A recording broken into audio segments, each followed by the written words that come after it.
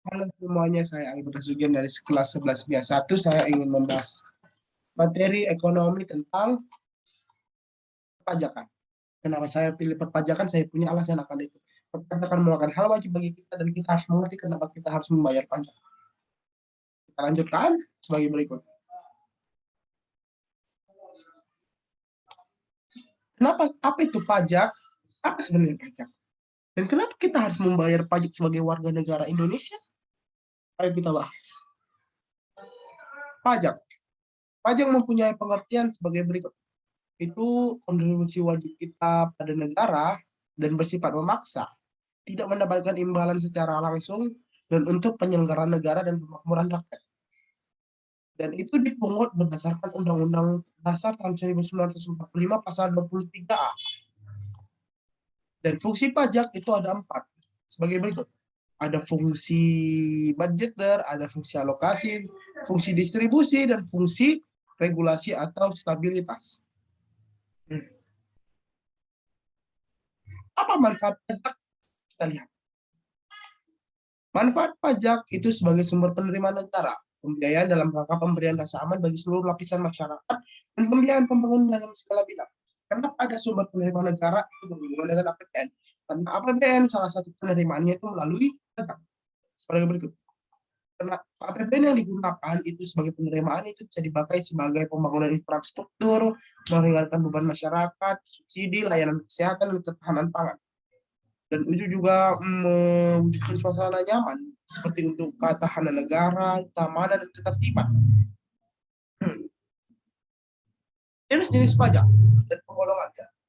Dan menurut lembaga pemungutannya atau cara pemungutannya itu ada pajak pusat dan pajak daerah. Dan ada juga menurut sifatnya ada pajak subjektif dan ada pajak objektif. Dan itu ada menurut golongan siapa yang memungut pajak itu ada pajak langsung dan pajak tidak langsung. Dan sistem pemungutan pajak di Indonesia itu ada 3. Assessment system, self-assessment system, dan withholding system. Objek dan cara menghitung pajak. Pertama itu objek pajak penghasilan. Menurut Undang-Undang tahun 36, nomor 36 tahun 2008. Yaitu pajak yang dikenakan terhadap subjek yang mendapat upah penghasilan dalam tahunnya. Dan menurut pasal 17, sistem perhitungan pajak penghasilan itu sebagai berikut. Jika penghasilan per tahunnya 50 juta, itu 55%. Kalau di atas 50 juta, itu ditambah 15%. Di atas 250 juta ditambah 25%. Di atasnya ini lagi ditambah 30%. Itu ditingkat ditambah secara berturut. Dan ada juga pajak tambahan nilai atau PPN. Itu menurut Undang-Undang nomor 42 tahun 2009. Ini tentang PPN mungkin. Tapi PPN sekarang yang bersifat umum ini sudah naik. Dulunya mungkin tahun nomor 42 tahun 2009 itu 10%, tapi sekarang sudah 11% per tanggal 1 April 2022 kemarin. Sekitar 2 bulan yang lalu. Dan ada juga pajak pertambahan nilai dengan sifat khusus yaitu 5-15%. Ada juga pajak barang mewah itu serendah-rendah 10% dan setinggi-tingginya 200%. Pajak barang mewah itu meliputi bangunan mewah, rumah mewah, segala yang mewah. Mobil mewah, jam mewah, itu. Ada juga pajak bumi bangunan, PBB.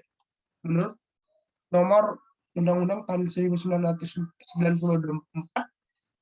perhitungannya itu sebagai berikut. Tarif tanahnya 0,5% dari nilai jual, tarif bangunannya 0,5% dari nilai jual, dan NJKP-nya itu minimal 20%, dan jika nilai bangunannya itu di atas 1 miliar, mungkin nilai jual kena pajaknya itu 40% hingga 100%. Dan ada juga nilai jual objek pajak tidak kena pajak paling rendah 6 juta dan paling tinggi itu 12 juta. Kita ambil contoh soal PBB. Gimana? Ini, katanya ada sebuah rumah dengan bangunan, katanya luas tanahnya itu 200 meter kubik, dengan NJOP-nya itu 700.000 per meter. Dan nilai jual bangunannya itu 600 meter kubik. Dan nah ini, katanya nilai bangunan rumahnya ada luas bangunannya sekian dan lahannya sekian. Harganya sebagai berikut. Katanya harga tanahnya sebagai berikut lah. 200%, 200 meter kubik dikali 700.000, 140 juta. Harga bangunannya 100 meter kubik dikali 600.000, 60 juta. NJOP sebagai pengenaan PBB itu 200 juta. NJOP kena pajak itu NJOP tertinggi ya, 12 juta. Dan itu dikurangkan menghasilkan 188 juta.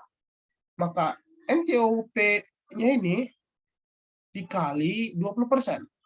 Karena nilainya itu di bawah 1 miliar. Hasilnya 37.600.000. Dan pajak bumi bangunannya itu yang terutang itu dikali 5% karena nilai rumah dan bangunannya itu yang setelah dijual itu cuma 0,5%. Dikalikan maka hasilnya 188.000. Dan PBB yang harus dibayarnya itu hanya 188.000. Sekian video pembelajaran saya. Jangan lupa belajar terus. Terima kasih. Dadah.